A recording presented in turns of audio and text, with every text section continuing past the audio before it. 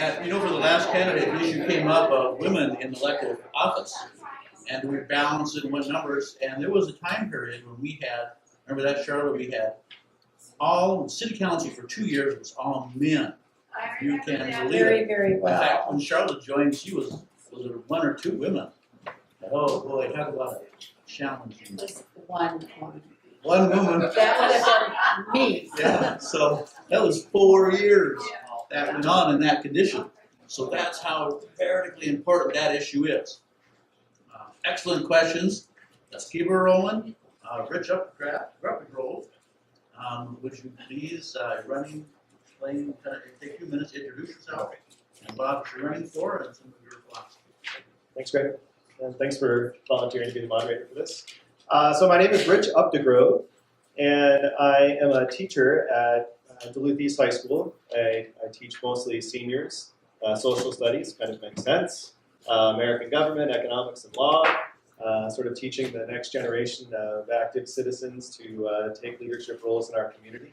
I first came to Duluth about 20 years ago, and I worked for a program called Yes Duluth, Youth Employment Services Duluth, which was reaching out to underprivileged and struggling middle school to early high school students, helping them get job skills, remedial math and English skills, and fell in love with a Duluthian and Duluth at the same time, and kept coming back, and now we're raising our children here in Duluth, in the house that my wife grew up in, that her mother and grandmother grew up in, and her great-grandparents built from Sweden. So Duluth is central to my, but the sense of Duluth runs through my family, although it comes through my wife's side. I felt a strong passion for this beautiful place since my first visit here, and I just want to continue to work to make this community the best it can be for all people. And I feel that we are struggling in many ways in not providing for those that are most disadvantaged in our community. That in 30 seconds. And so quickly, a couple things that really pushed me to run for the office is the Homeless Bill of Rights. I remember it first passing with the hard work of Charlotte, and I want to see it be more than words. I want to see it enforced. I want to see funds put toward it. I want to see us as a community reaching out and providing to improve the quality of life for those who need it the most. And also the issue of the evidentiary hearing on Polymet really pushed me into this race as well. Those two issues and my sense of Duluth being my love is who I am. Thanks. Thank you, Rich. Now, we ran out of questions for the facilitators last time, so please, if you think of a question, get a facilitator and let's keep things moving along. There are cards in the back if anybody needs to. Charlotte from grab DSA. Thank you. Charlotte Gardner, DSA. Hi, Rich. Nice to see you. Thank you for coming. So this question is from Laura Beerbaum and a couple other community members. Can you speak to inclusivity and your efforts to address concerns raised by the disability community, which is the largest minority group and intersects across race, ethnicity, age, gender, identity, class, and sexual orientation? Excellent. Well, the American Disabilities Act needs to be taken seriously in our community. I've had people address me in particular, saying that they feel that housing is an area where the ADA is not being supported, and that needs to be something that when we talk about improving housing, it's not just the cost, but it's also making it more accessible for people in our community who need additional support in those ways. I also am very interested in seeing what we can do as a city in terms of transgender access to bathrooms. How are we doing that as a city? That is in terms of inclusivity and addressing needs that I think we need to do better as a city as well. We recognize, I think, that we live in a city that is experiencing winter conditions often, and for an able-bodied person, it is difficult. How are we doing as a city in making sure that we are keeping our sidewalks, steps, and public spaces accessible to people with disabilities as well? So this this is something when it comes additionally, if I'm still on time, is for me also connects a bit to the issue of earn, sick, and save time, and recognizing that there are people who have needs that pull them out of their work, and when those needs are so severe that they could lose their job, we need to, as a city, ensure that if you have a job in Duluth, you have some earn, sick, and save time as well. Thanks, Rich. Libby Ben from Clean Water. Hi, Rich. I'm Libby. Clean Water. In your questionnaire, you state that you believe that copper sulfide mining has no place in Minnesota. Could you explain your position and how you arrived at it? Thank you. I think that it is unfair when people assume that if you are against polymet or twin metals, that you are somehow against all mining. It's been recognized that copper sulfide mining is the most toxic form of mining known to this country. We have seen that this type of mining fails regularly in terms of watershed, even the idea that, well, sure, for 99 years we can store this hazardous wastewater, but then what? It just seems completely unsustainable in the short run, definitely in the long run. It's not going to provide jobs that will in any way compare to the longevity of jobs in tourism based on a clean environment. That's something we've seen work in Minnesota. We know that it employs a variety of different industries, and we put all of that in threat when we decide to support a short-term, short-sighted program like copper sulfide mining. So in many ways, that's how I arrived at that situation. I see our environment, the lake, the watershed, our beautiful rivers, our hiking, Lake Superior Trail, the whole existence is based on a clean environment. And if you're going to bring in a few jobs, probably non-union jobs, for a short period of time and put at risk a long-term economic plan that shows success, it's really easy to be against this one. Thank you. Ashley or Jen from Feminist Action Collective. What should the relationship between the City of Duluth and Duluth Public what should be the relationship between the City of Duluth and Duluth Public Schools? How can the city support students, families in the school system? Thank you. Well, as a teacher in Duluth Public Schools, this one is near and dear to my heart. I am constantly faced with the clear reality that teachers can only do so much for our families, for our students. When you're coming to school without having breakfast, when the only meal you're going to get during the day is the lunch that's provided through free and reduced lunch, there's only so much you can do as a teacher. You have to recognize as a community leader that the school board is not the only place to solve issues of students. Family stability, economic well-being, mental health services, access to a well-paying job in a safe community. This is how we work as a city to improve the quality of lives for the children who go to Duluth Public Schools and the families that they're coming from. Affordable housing is essential. You have children that are couch hopping from one place to another and then trying to get their homework done at the same time and struggling with nutritional needs, medical needs. The role of our city in caring for our youth is primary.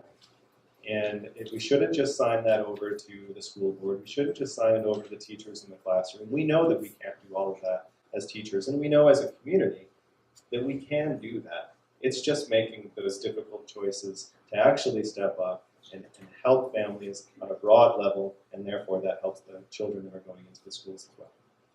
Mike Mayo from our Revolution. All right, I'm Mike from our Rev.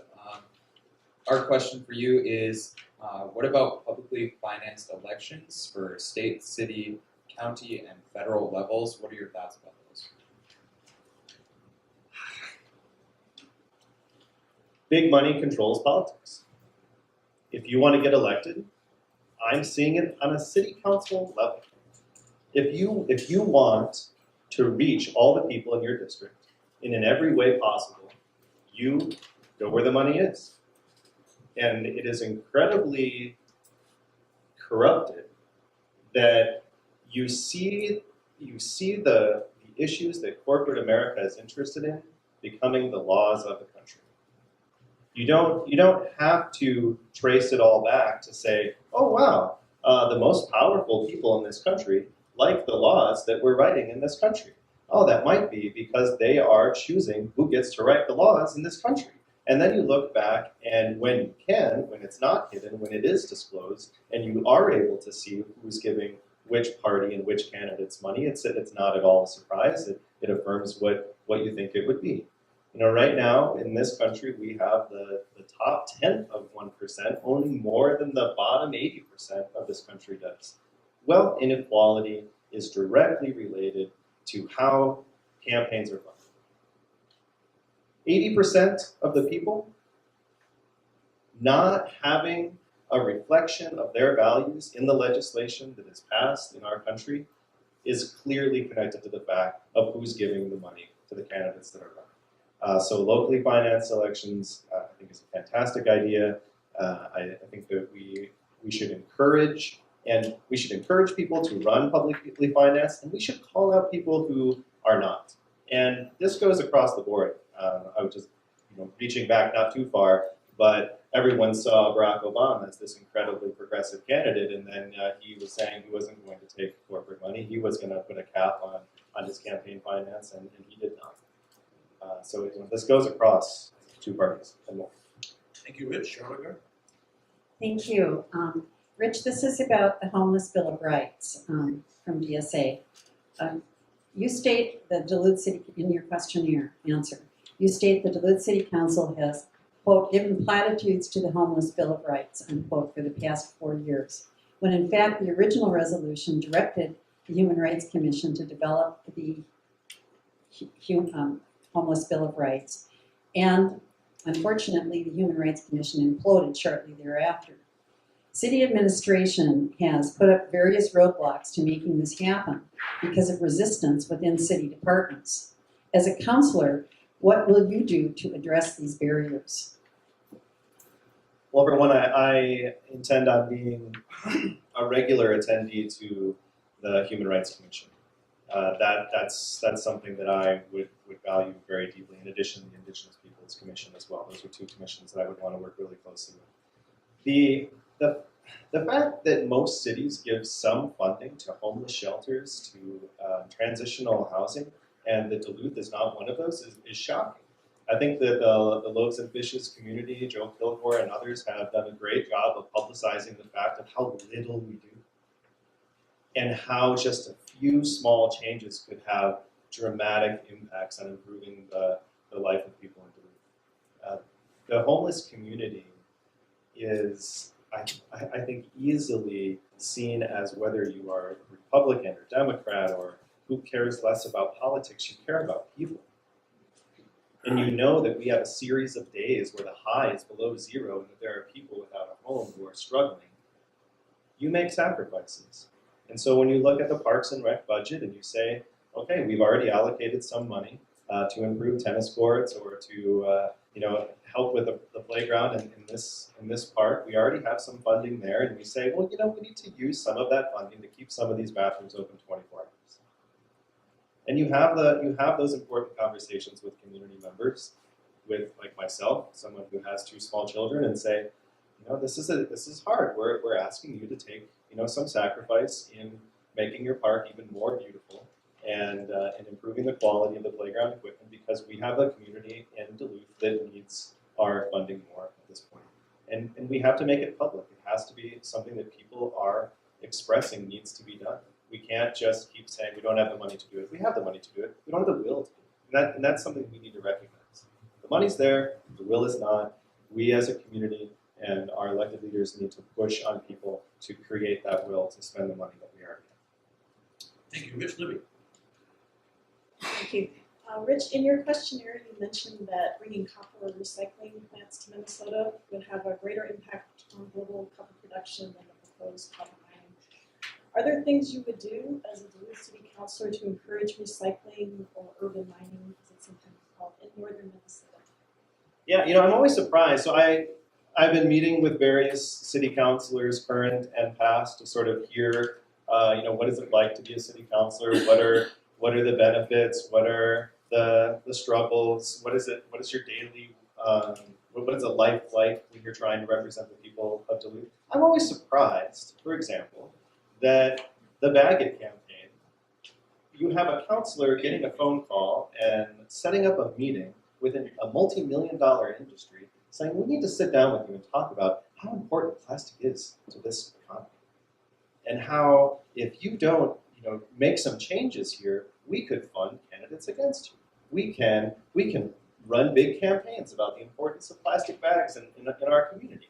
So knowing that there are corporations pushing for things, you need to seek out the sustainable employment, the corporations that you feel are socially responsible, and have meetings with them as well and say, hey, we have a way to provide high-paying jobs in a sustainable industry. We have the workforce to do it, and why don't you meet with us about that? Why not we try to pull you in and use your energies and your funding to provide jobs here instead of having a corporate agenda pushed on us? Why don't we reach out and try to bring in the types of corporations that are socially responsible, environmentally responsible, or pro-union, that's what we can do as city councilors. And I would love to see that happening with recycling. I'm tired of hearing, like, pull out your phone, look at your phone. You're going to have that phone without copper? Well, then I guess we have to pollute our waters and then store all this water and pollute it later. You want windmills? I guess you're going to have to support copper sulfide mining if you want windmills, because there's a lot of copper wiring in there.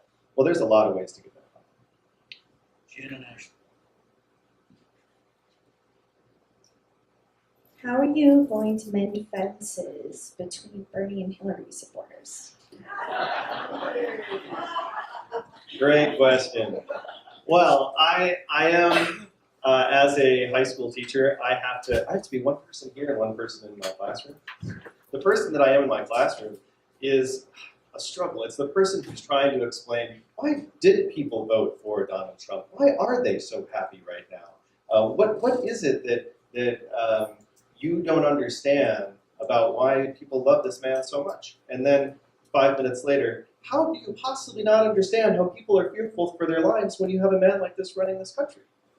How do you not understand the threats that wonder because of this person? So I have a lot of experience trying to be that moderator and giving equal representation to multiple sides. I always say, if you believe there are two sides to every issue, then you're closed-minded, because there are more than two sides to every issue. I mean, that's the starting point, recognizing that there are at least two sides to every issue.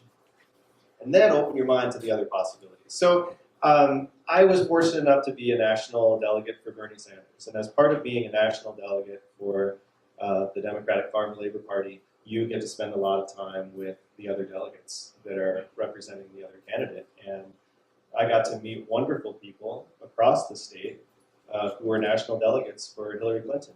And I'm really happy to say that one of the people who I had great back and forth disagreements with on healthcare and other issues contributed to my campaign as a national delegate for Bernie Sanders, receiving money from a national delegate from Hillary Clinton. And I believe there is a real possibility to mend those fences. After all, look at what is happening in this country today on the positive side. You say you want to have a march, thousands of people just show up. Right? You want to hold a meeting, and suddenly people are saying, oh, I can't go to your meeting. I'm already going to that other meeting. I mean, that's a fantastic possibility. We've already done a little bit of this work by pulling these people together into progressive organizations in our community and not having a litmus test of, so who did you support in March? Right? Thank you. Mike Mayo from our Revolution. Right. How would you define the term inclusive, and how will you strive to be inclusive throughout all steps of the process as a Duluth City Council? Inclusive is equity. Inclusive is purposeful. Inclusivity is increasingly widening the circle so that all people are included in that circle. Inclusivity goes across lines of class, gender, sexuality, race, the East and West Divide. Inclusivity is important even on the level of who's working for you in your campaign for city council. Do you have women as part of your leadership, not just in the team, but leading the team? Do you have people of color involved in your campaign? Do you have people of a variety of socioeconomic classes working on your campaign? That is really important to me. Inclusivity also means keeping in mind that there's going to be disagreement.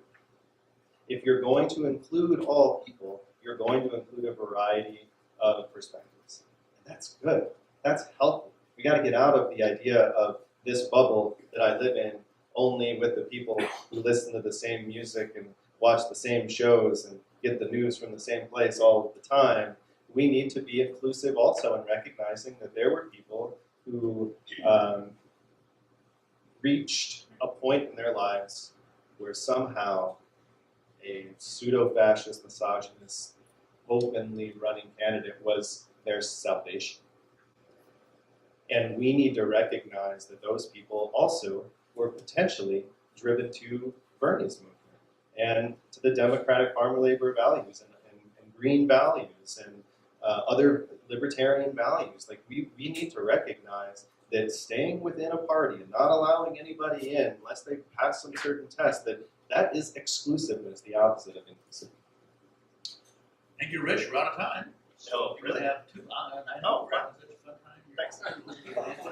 You have 2 minutes. Yeah. Wow. Thought that was like 10 minutes in. I guess I would just quickly say, I am so enthused about the fact that there is a screening that includes Feminist Action Collective, Our Revolution, Democratic Socialists of America, and Duluth for Clean Water. That's fantastic. That in a coalition of groups, you're deciding in many ways to say, this is what we want for our community. These are the values that we want our candidates to run on, to be public about, to say that this is the direction of our city, that we can be a place that is inclusive on a variety of levels, that we can be the cutting edge of how politics can be done in a better way, that we are not going to run away from the values that we hold dear because some people will reject our liberalism, our left politics, that socialism is a good word, that in a Scandinavian heritage area where Finland and Denmark and Sweden are doing just great, it shouldn't be that controversial to say socialism is what we need here as well, right? That great working conditions with great pay and a great environment where women and men and people of all races are treated equally, that doesn't seem to be something that should be very controversial. And so I'm really happy to see that this is what we're pulling together. Having a screening like this, I look forward to answering further questions that you may have at another time. I still can't believe that we ran out of time already, but I appreciate this so much. Thanks.